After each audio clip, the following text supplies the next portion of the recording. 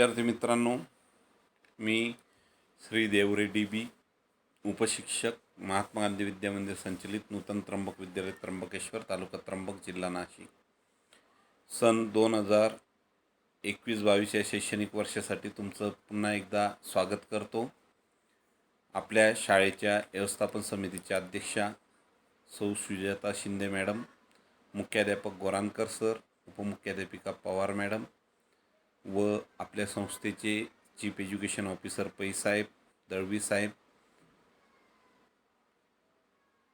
यांच्या सर्वांच्या सूचनांनुसार आपण यावर्षीसुद्धा लहान लहान व्हिडिओ जे अभ्यासपूर्ण असतील व मुलांना अभ्यासाची गोडी निर्माण होईल असे व्हिडिओ आपण टाकणार आहोत. शैक्षणिक व्हिडिओ आणि त्याच्याद्वारे अध्यापन तुमचं चांगल्या रीतीने होईल याकडे विशेष लक्ष देणार आहोत. मागील वर्षी जसं दीक्षा ॲपचा उपयोग करून किंवा इतर शैक्षणिक प्लॅटफॉर्मचे व आम्ही तयार केलेले व्हिडिओ वापरून आपण जास्तीत जास्त विद्यार्थ्यांना शैक्षणिक प्रवाहामध्ये ठेवलं होतं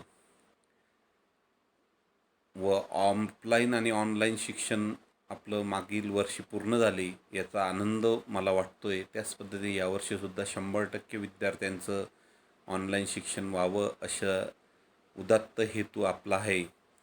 तर विद्यार्थी मित्रांनो, कोणतंही दडपण घ्यायचं कारण नाही. सर्वांकडे मोबाईल असेल तर प्ले स्टोअरच्या चिन्ह माहिती तुम्हाला, त्याच्यावर क्लिक करायचं आणि इथे दीक्षाचं स्पेलिंग DIKSHA हे टाकलं तर दीक्षा प्लॅटफॉर्म स्कूल एज्युकेशन नाव दिसेल, त्याच्यावर क्लिक करायचं आणि ते इन्स्टॉल करून घ्यायचं. इन्स्टॉल केल्यानंतर ओपन केल्यानंतर दीक्षावर तुमचे स्वागत असं नाव येईल आणि त्याच्यानंतर तुम्हाला इथे खाली बारकोड दिसेल अधिक 5च्या खाली. त्या बारकोडवर जर गेले तुम्ही क्लिक केलं तर पुस्तकामधला बारकोड तुम्हाला दिसू लागेल. किंवा तुम्ही आता समजा इयत्ता तुम्हाला 5वीचा एखादा विद्यार्थी आहे आणि मराठी मीडियमचा आहे आणि त्याला परिसर अभ्यास भाग 1 शिकायचं आहे, तर त्याच्यावर त्याने क्लिक करायचं. परिसर अभ्यासचे सर्व 26 प्रकरणं, एकूण 25 का 26 प्रकरणं, हे सर्व प्रकरण तुम्हाला दिसू लागेल सामाजिक आरोग्यापर्यंत. तर पहिले 12 प्रकरणं जे आहेत ते तुम्हाला फर्स्ट टर्मसाठी. पहिलं प्रकरण आहे आपली पृथ्वी आणि आपली सूर्यमाला. त्याचे उपघटक दिसतात, ते तारे, ग्रह आणि सूर्यमाला. नंतर सूर्यमाला, अंतरातून पृथ्वी, प्रस्तावना आधी येते म्हणून आपण प्रस्थानावर क्लिक केलं आणि प्रस्तावना आपल्याला दिसू लागेल.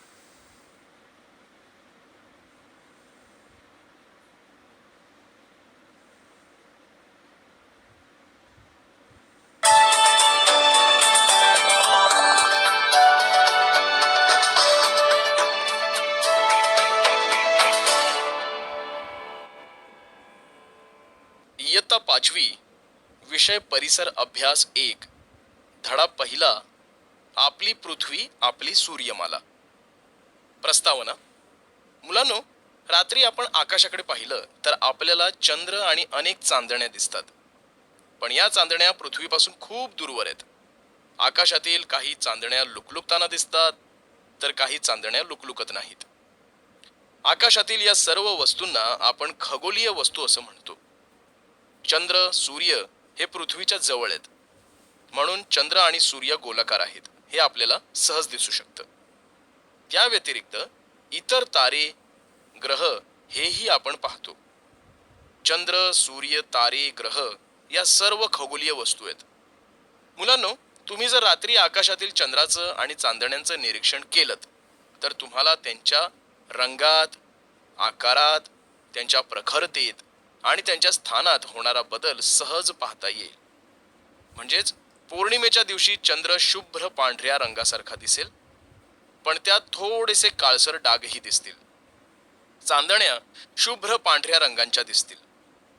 चंद्राचा आकार चांदण्यांच्या आकारापेक्षा मोठा असलेला तुम्हाला दिसेल. पौर्णिमेच्या दिवशी चंद्र पूर्ण गोल दिसेल. नंतर दररोज हळूहळू त्याचा आकार पहिल्यापेक्षा लहान होत जाईल आणि अमावस्येच्या दिवशी तो दिसेनासा होईल. मुलांनो, चंद्राचा प्रकाश हा एकसारखा स्थिर असतो. या उलट काही चांदण्या लुकलुकतात तर काही चांदण्या लुकलुकत नाहीत. हे जे काही मी सांगितले त्याचा तुम्ही स्वतः अनुभव घ्या. तारे. मुलांनो, आकाशाचं निरीक्षण करताना ज्या चांदण्या लुकलुकताना दिसतात त्यांना तारे असं म्हणतात. ताऱ्यांचा प्रकाश कमी जास्त होत असतो आणि ते स्वयंप्रकाशित असतात. स्वयंप्रकाशित म्हणजे स्वतःचा प्रकाश किंवा उजेड असणारे.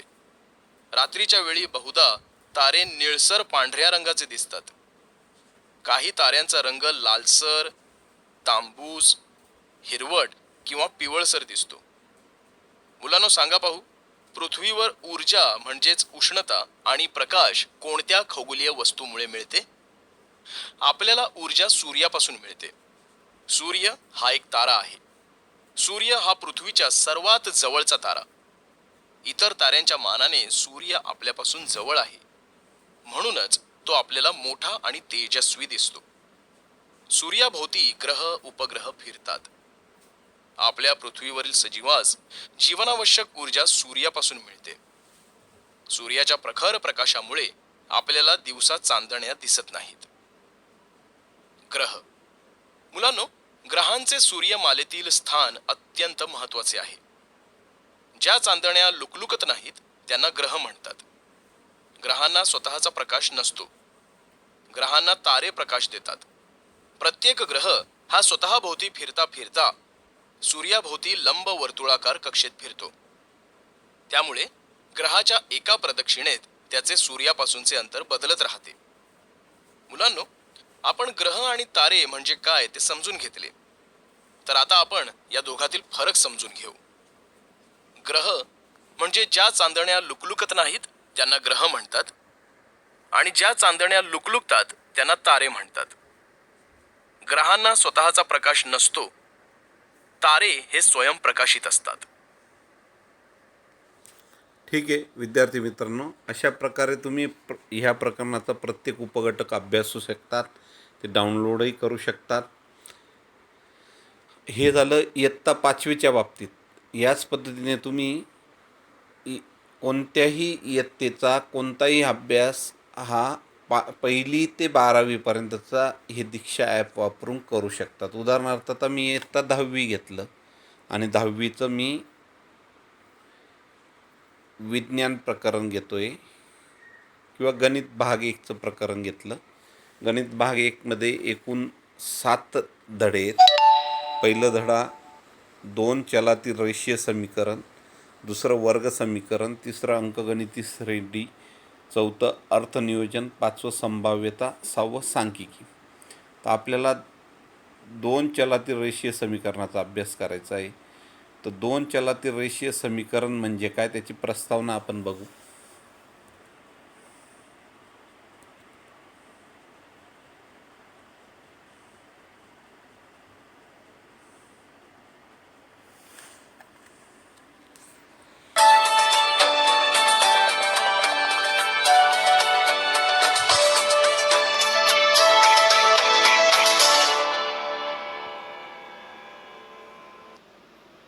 इयत्ता 10वी, विषय गणित, भाग 1, धडा पहिला, 2 चलातील रेषीय समीकरणे. प्रस्तावना. मुलांनो, मागील इयत्तेमध्ये आपण पाहिले की ज्या समीकरणामध्ये 2 चले वापरली जातात आणि चल असलेल्या प्रत्येक पदाची कोटी 1 असते, त्या समीकरणाला 2 चलातील रेषीय समीकरण असं म्हणतात. ax अधिक by अधिक c बरोबर 0 हे 2 चलातील रेषीय समीकरणाचे सामान्य रूप आहे. इथे a, b, c या वास्तव संख्या असून a आणि b हे एकाच वेळी 0 नसतात हे आपल्याला माहिती आहे.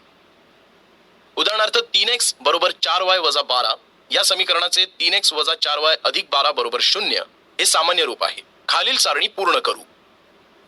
1 4m अधिक 3n बरोबर 12 हे 2 चलातील रेषीय समीकरण आहे, कारण इथे चलातील प्रत्येक पदाची कोटी 1 आहे. 2 3x वर्ग वजा 7y बरोबर 13 हे 2 चलातील रेषीय समीकरण नाही, कारण इथे चलाची कोटी 2 आहे. 3 0x अधिक 64 वजा 3 बरोबर 0 हे 2 चलातील रेषीय समीकरण नाही, कारण a आणि b च्या किमती 0 नसतात. इथे x चा सहगुणक 0 आहे. 4 4xy वजा 5y वजा 8 बरोबर 0 हे 2 चलांतील रेषीय समीकरण नाही, कारण चलयुक्त पहिल्या पदाची कोटी 2 आहे. 5 वर्गमुळात 2x वजा वर्गमुळात 5y बरोबर 16 हे दोन चलातील रेषीय समीकरण आहे.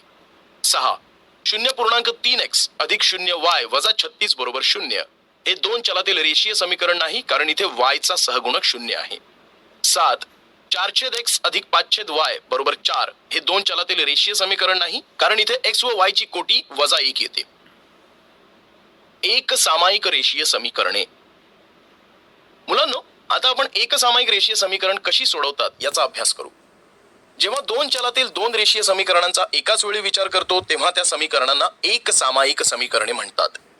मागील ठीक आहे. जेव्हा आपला अभ्यासक्रम सुरू होईल, आज फक्त दीक्षा ॲप कसं वापरायचं याच्यावर आपला फोकस आहे, तेव्हा हे प्रकरण नव्याने आपण बघणारच आहोत.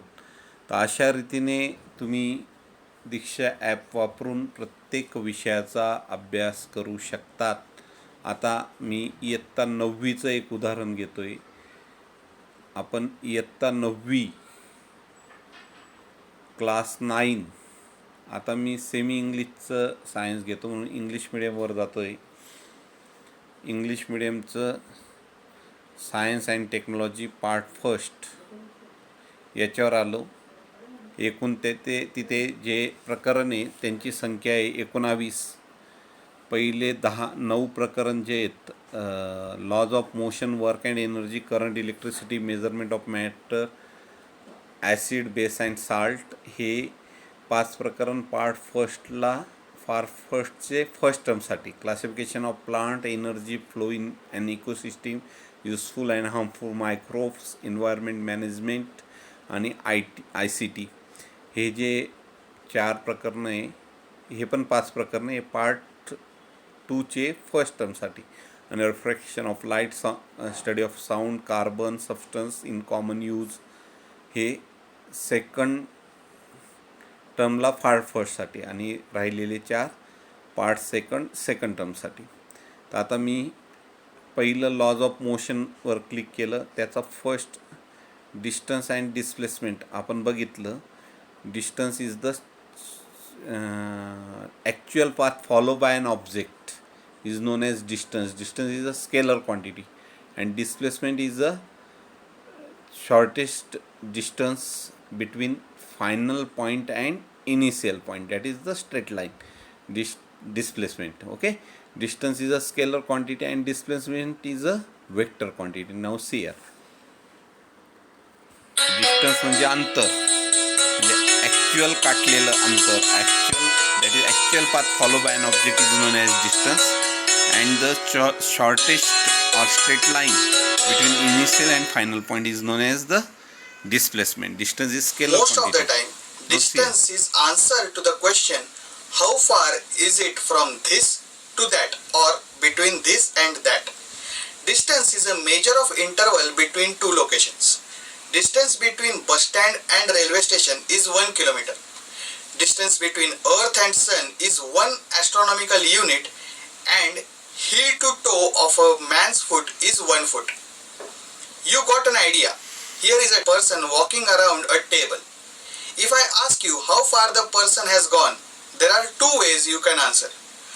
On one hand, there is the sum of the smaller motion that person made. 2 meters east, 2 meters south, 2 meters west, resulting in a total walk of 6 meters. On the other hand, the end point of person's walk is 2 meters to the south of person's starting point. So, which answer is correct? Well, both. The question is ambiguous and depends on whether the questioner meant to ask for the distance or displacement. Let's clarify by defining each of these words more precisely. Distance is a scalar measure of the interval between two locations measured along the actual path connecting them. Displacement is a vector measure of the interval between two locations measured along the shortest path connecting them. How far does the Earth travel in 1 year? In terms of distance, quite far. The circumference of Earth's Now see here they show here what is the difference between distance and displacement. That is, distance is the actual path followed by an object and displacement is the shortest distance between initial and final point. Okay, now from this it is clear that we use Diksha app for every medium. म्हणजे मराठी माध्यम असो किंवा semi इंग्रजी असो, कोणताही विषय असो, 1ली ते 12वीसाठी आपण दीक्षा ॲप वापरून अभ्यास करू शकतो. सोपा मार्ग, इथे खाली बारकोड पण त्या पुस्तकाचा स्कॅन करून वापरू शकतो. आपल्या महात्मा गांधी विद्या मंदिर या संस्थेचे जनरल सेक्रेटरी डॉक्टर प्रशांतदादा हिरे, त्याच्यानंतर संस्थेचे समन्वयक डॉक्टर अपूर्व हिरे, संस्थेचे सर्व विश्वस्त यांनी आम्हाला ऑनलाईन ट्रेनिंग अभ्यासक्रम कसा